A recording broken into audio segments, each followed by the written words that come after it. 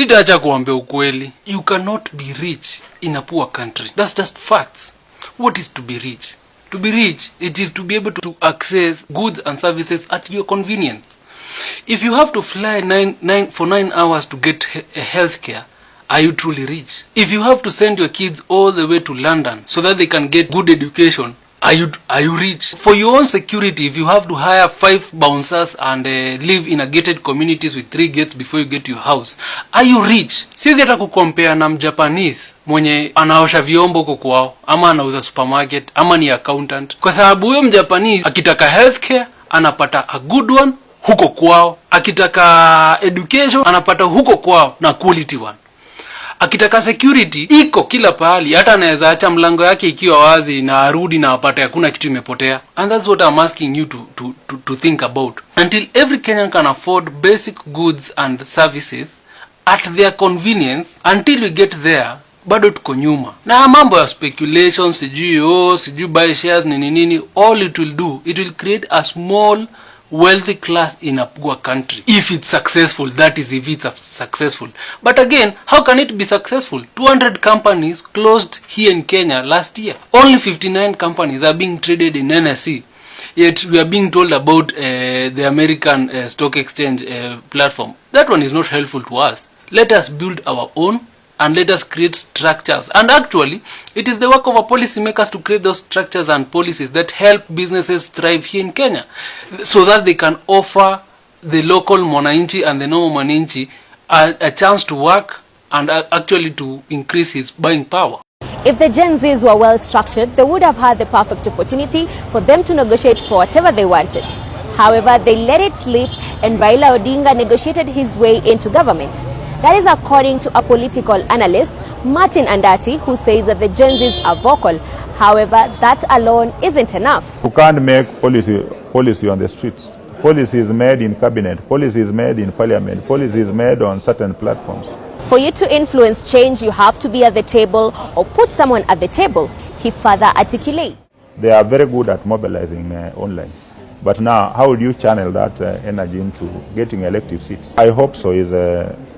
Those who don't have ideas will go out there and register. Come 2027, will the Gen Zs be able to secure a seat at the table or be able to influence decisions made at the table? My family lives in fear that I might be killed anytime. How much money is worth it? Na sahi ni kufinish kumalo. Whatever we started, we must finish. Udama. Mnajua ni nani? Udama. Welcome to Quick Fire Questions with Boniface Mwangi, ambaye ni mwanaharakati na pia ametangaza kuwania kiti cha urais mwaka 2027. Nataka kupatia vijana kazi, kumaliza ufisadi na kurudisha ile mali ambayo imeibiwa. I have a hope that Kenya inaweza kuwa poa sana. Mimi ni Buddha, niko na watu watatu na wapigania wote wangu ndio kuna nchi mzuri. Mimi naelewa shida za Wakenya. Nimekuwa kwa streets for the last almost 20 years. I've given up many times. Mimi nimechoka mara mingi sana. But if I give up, manze na kuenda kwa slave katika hii nchi. In a bad way, Tanzania was bad. Tanzania really affected me.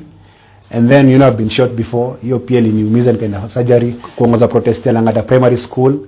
Tulikoongoza kwa na playground. Sasa for example bado tuko na playground yao. Hiyo ni ya kwanza. Ya pili ni Gen Z protest last year. Tulikuwa part of the movement. Mio joa mtu kano kila siku. So whatever you call me, bora ile kazi tunafanya na kwa effective. Hii serikali imeua tu.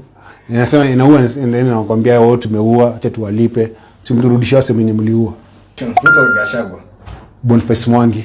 Gashagwa Kalungu. Boniface Mwangi. Marango le Majani. Boniface Mwangi, to do what I do. And I ask you, would you be willing to be beaten, to be jailed, to be shot, to be brutalized for money? How much money can you be given? My family lives in fear that I might be killed anytime. Well, how much money is worth it? It's not worth it. I'm an award-winning photographer. Ningekuwa bado napiga picha, and then maybe writing. I used to be a columnist. I used to be a radio host. I've done many things in my life. Muza mashamba. Musi ndio kulipo madeni zao. But if I was in an art, I would be a history teacher. I love teaching. Musiuze kura zenyu. Whatever happens, don't sell your vote. That is number one. Number two, don't be tribal. Usitike viongozi wawagawanye kwa makabila, kwa kabila yako, kabila yenu ujinga. And then the last thing, manze, you can never achieve anything without courage. Lazima uko na ujasiri ndio upate mabadiliko ya kweli. Msiogope. hii nchi ni yenyu, hii nchi ni yenyu. Some breaking good news. The High Court has been working overtime, and I'm really appreciative. Do you guys remember me telling you about some things they wanted to entrench, or rather the Parliament wanted to entrench into the Constitution and make it law? One of the things was senators were supposed to be getting a cut of money, and they can do whatever they want with it. If they decide to loot it, it's gone. So they can ask for whatever amount, whether it's billions. Yeah, Akina Cheragei, that guy, yes, one of the people who was pushing for this thing to happen. Well, the High Court has said no, they've blocked it, and I am so grateful. The other thing that I remember mentioning is they don't want us asking them how, they use our taxes. The arrogance that Murkomen came over here to tell us, yeah, we have to pay fuel costs for the police officers. That's part of the stupidity. That particular statement that he said, yes, where you're paying taxes but hazitumiki. So thank you to the High Court. Yeah. Bravissimo. Hawa wazungu, hawa watu waleta hii system. Hii system ni colony, bro. Imagine unasoma hadi 30 years ama 25 years. Ugraduate, utafute job for 15 years. Ulisikia walimu wametafuta job for 15 years. Hawajai kuwa employed. Bro, so umegraduate kwa 30 years, umetafuta job 15 years, uko 45 years, hujakuwa employed. You are just a lost negro. Bro, masomo ni ya ufala hiyo degree. Until we change system, bro, ndio to make degree yetu, masomo yetu kwa value. Kwa sahi ukipata help, bro, kama uko high school, uko first year, degree ni ujinga. Until to make systems work. But kwa sahi kama uko shule, mambo ya degree wachana nayo, bro. Ukipata hiyo help, kulanga hiyo help, bro. Ama umeke biashara, ama usome skill can pay you well. Otherwise sahi tuko skill based economy. Without a skill, bro, hakuna mtu anaenda kupelekea degree pepa, unamwambia eti niko na mimi nimesomea engineering for 6 years. Atakwambia what can you do? Do it. Nikupatie job. That's it, bro. Mlisikia State House. More than 15 years, no employment. Sasa wewe uko university tunafikiria hiyo. Are you special?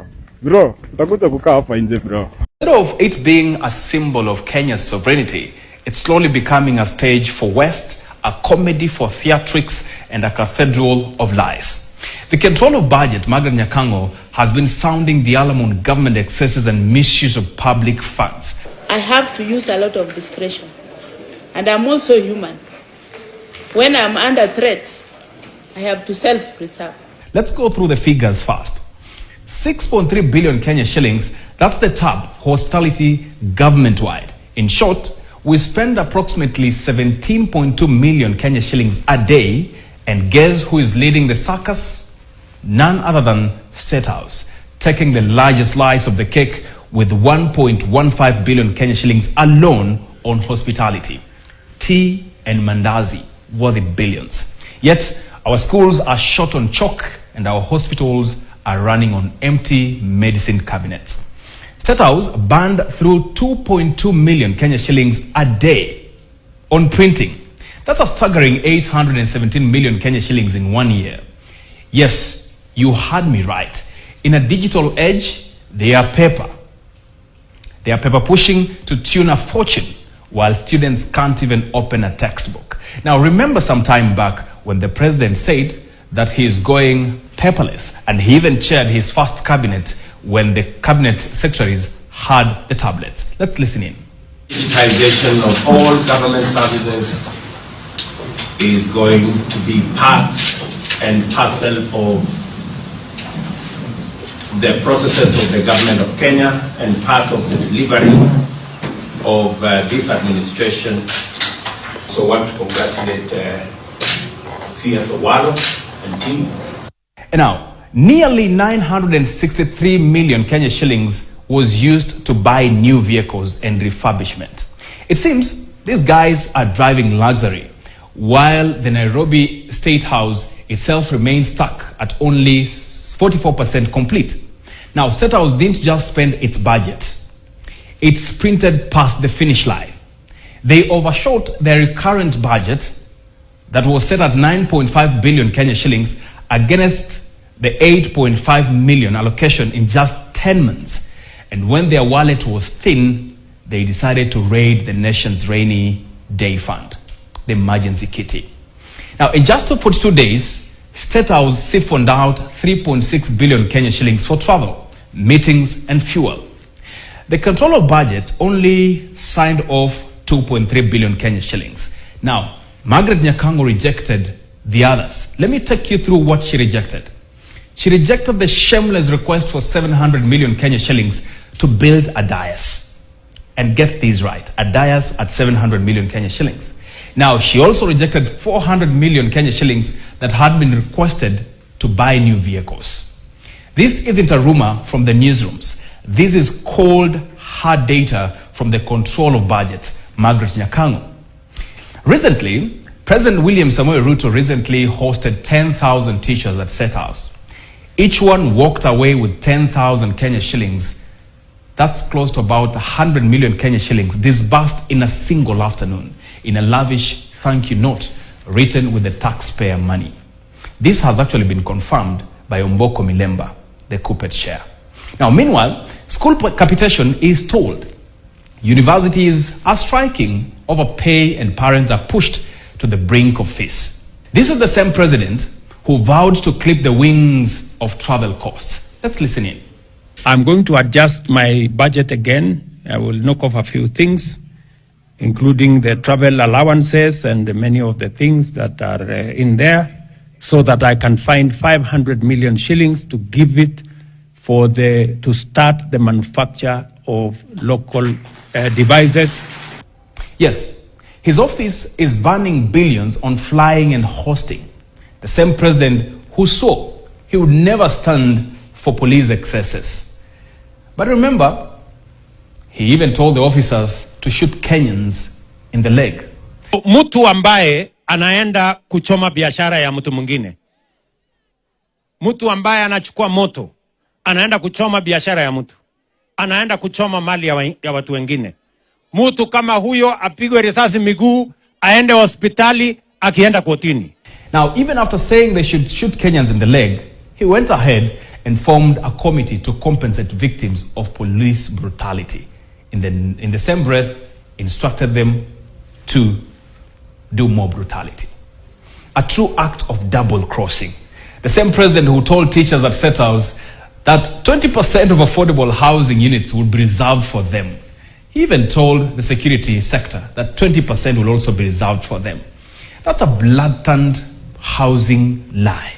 Because the law is crystal clear. Allocation for the affordable houses is the housing board's job, the mandate of the housing board, and it happens after verification. So let's face the facts. When a president breaks his word on police brutality, when he lies about slashing spending, when he slashes billions on tea, trips, cars, and cash handouts, when he turns State House into a theater of lies, that is not leadership. That is betrayal. Hi Kenyans, mi sina maneno mengi. All I want to say is Ruto must go, like yesterday. Bye. Enyewe Ruto must go. Enyewe Ruto must go. By the way, Ruto must go. Enyewe Ruto must go. Wash fire, Ruto must go. Enyewe Ruto must go. By the way, Ruto must go.